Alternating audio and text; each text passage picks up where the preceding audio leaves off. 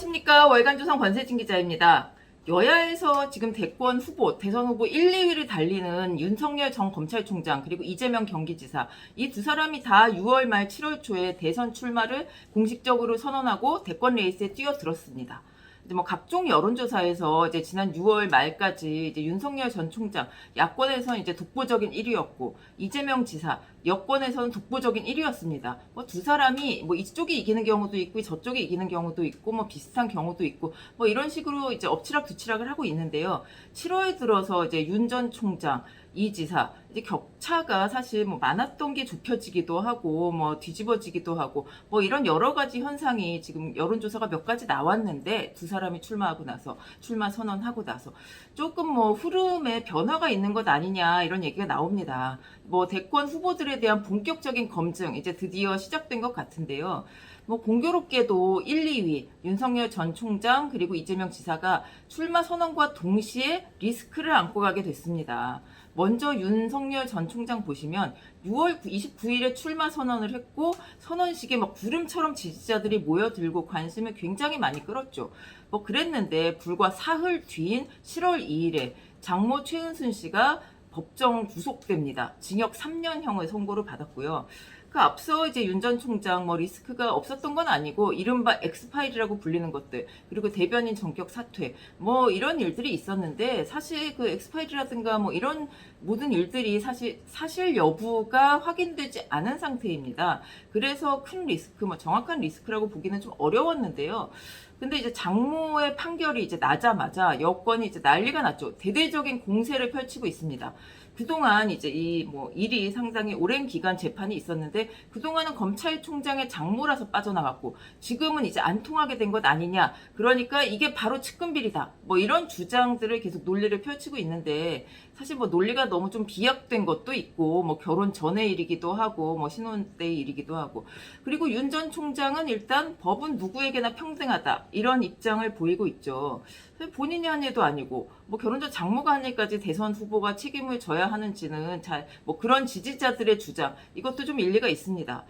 또 이제 이재명 경기지사는 7월 1일에 온라인으로 출마 선언을 했죠. 기본소득 뭐 이런 것들 여태까지 인기를 얻었던 여러 가지 거기다 좀 더 보태서 대선 공약들을 제시하면서 이 위기의 대한민국을 희망민국으로 만들겠다 이렇게 말을 했습니다. 근데 이제 역시나 또 과거 형수에게 쌍욕을 했던 녹음 파일 다시 문제가 되고 있습니다. 요즘 뭐 집안일이긴 한데 입에 담기 힘든 욕을 했던 이 파일이 사실 지난 경기도지사 선거 때 굉장히 많이 퍼졌습니다. 그 남경필 지사하고 붙었을 때. 그래서 이제 그때 경기도 뭐 누가 딱히 퍼뜨렸다기보다 어느 쪽에서 퍼뜨렸다기보다는 굉장히 이제 많이 퍼져 나갔는데요. 경기도민 중 상당수가 이 파일을 다 들었을 거고요. 이제는 뭐 전 국민에게 퍼지고 있는 상태입니다. 이번부터. 사실 사생활 그리고 인격에 문제가 있다는 것 이런 지적이 이제 계속 이어지고 있죠. 이런 사람이 대통령이 되어도 되겠냐 뭐 이런 얘기인데 기자들이 당연히 이날 질문을 이제 온라인으로 했습니다. 이 형수 상륙 사건 이거 어떻게 할 거냐. 거기에 질문을 하니까 이제 처음이다시피 하죠. 용서를 빌었습니다. 죄송하다. 뭐 이렇게 하면서 울먹이기까지 했습니다. 뭐 좀 집안에 뭐 이런 아픈 일까지 얘기하면서 어차피 자신이 저지른 일입니다. 이거는 그러니까 어차피 대선 레이스에서 계속 얘기가 나올 수 있으니 초반부터 아예 털고 가겠다. 사죄하는 모습으로 이런 뜻으로 좀 보입니다. 자, 근데 이게 둘 다 국정 수행 능력 뭐 이런 것과 이제 정책 그리고 이런 것과는 사실 관련이 없는 이슈죠. 국민들에게 근데 이제 정책이나 뭐 이런 공약 이런 거하고 관련이 없음에도 불구하고 국민들에게는 감정적으로 매우 큰 영향을 줄 수 있는 이슈죠. 옛날 뭐 아들 군대 보내는 뭐 이런 것들처럼 이제 굉장히 선거에서 이슈가 될 수 있는 내용들인데 뭐 사실 그런 얘기도 있죠. 윤 전 총장은 자신이 한 일도 아니고 이 지사는 자신이 한 일 아니냐. 그러니까 이 두 가지는 사실 비교가 될 수 없다. 이런 지적도 있습니다.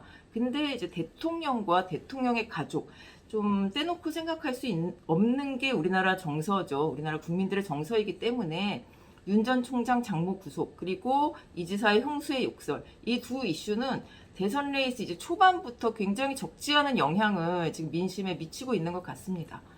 6월에 이제 여론조사, 6월까지의 여론조사들은 윤석열, 이재명 막 이렇게 엎치락뒤치락 하고 있었는데, 그리고 약간 이제 뭐 조금씩 둘 다 선언하기 전이니까 이렇게 올라가는 분위기였죠. 근데 두 사람이 출마 선언을 한 시점, 6월 말에서 7월 초에 나온 대권 후보 지지율 여론조사 결과를 조금 보겠습니다. 여기서 이제 간략히 설명해드리고 자세한 내용은 중앙선거관리위원회 홈페이지 보시면 되는데요. 한국갤럽이 6월 28일에서 3일간 조사한 결과, 이제 그 사이에 이 두 사람이 다 출마 선언을 했죠. 이때 윤석열 25%, 이재명 24%, 뭐 불과 1%포인트 차이로 투톱입니다. 그리고 글로벌 리서치와 뉴시스가 6월 30일부터 3일간 실시해서 발표를 했는데, 이재명 26.5%, 윤석열 25.0%입니다. 지금 이게 모든 사람을 다, 후보들을 다 놓고 한 조사입니다. 그리고 방금 말씀드린 같은 조사에서 여야가 이재명, 윤석열, 양자 대결을 하는 경우도 조사를 했는데요. 이 경우에는 이재명 44.7%, 윤석열은 36.7%가 나왔습니다. 그러니까 어쨌든 이 지사가 좀 유리한 걸로 지금 나오는 거죠. 아직 이제 속단하기는 좀 이른데 초반에는 아무래도 정치권 초년생인 윤석열 전 총장의 리스크를 좀 많이 입는 것 같습니다. 이재명 지사의 욕설 파일은 이제 선거 때마다 이제 나왔던 이슈이기 때문이죠. 근데 이제 문제는 이 두 가지만 이제 가족이나 뭐 이런 리스크로 놓고 볼 것이 아니라 앞으로 이 지사의 리스크가 좀 심상치 않아 보입니다. 더불어민주당 경선 절차가 시작됐고 이 지사가 이제 경쟁자 없는, 지금 너무나 독보적인 일이라서 반 이재명 연대까지 얘기가 나오고 있죠. 이렇게 대선 레이스에 첫 발을 떼는 줄 알았는데 뜻밖의 비뚤어진 역사관으로 지금 발목이 잡혔습니다. 이분이 그 출마 당일날 경북 안동 고향이죠. 거기 방문했다가 이제 264 기념관 가서 대한민국의 친일 세력들이 미 점령군과 합작해서 지배 체제를 그대로 지금도 유지하고 있는데 깨끗하게 나라가 출발하지 못했기 때문에 뭐 이런 식으로 얘기를 한 겁니다. 뭐 미국 점령군이라니. 그리고 얼마 전에 이제 김원훈 광복회장이 이런 말을 해서 논란이 굉장히 커졌었죠. 보수 야권은 이미 난리가 이재명 지사 이 말 때문에 여당 대권 후보들도 지금 뭐 이제 경쟁 뭐 토론 치르고 있는데 공격에 나섰습니다. 한 나라의 대통령이 되겠다는 사람이 이런 역사관을 갖고 있다니 뭐 충격이 아닐 수가 없습니다.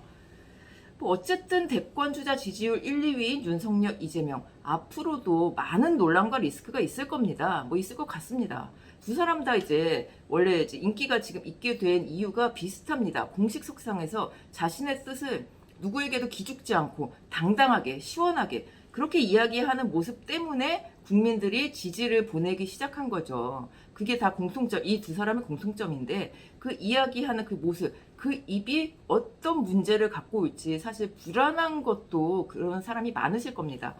대권 주자들이 이제 좀 제대로 좀 정책 대결도 하고 국민의 마음도 좀 보듬어 줬으면 좋겠어요. 그래서 대권 주자들이 뭐 그런 말실수, 뭐 이런 정말 잘못, 그런 것 때문에 주저앉는 일이 없이 정정당당하게 나라를 위한 비전을 좀 보여줬으면 좋겠습니다. 그 과정에서 아까 같은 뭐 비뚤어진 역사관이라든가 집안에 정말 문제가 있다던가 비리 사실이 있다 이런 거는 뭐 철저하게 검증을 해야 되겠죠.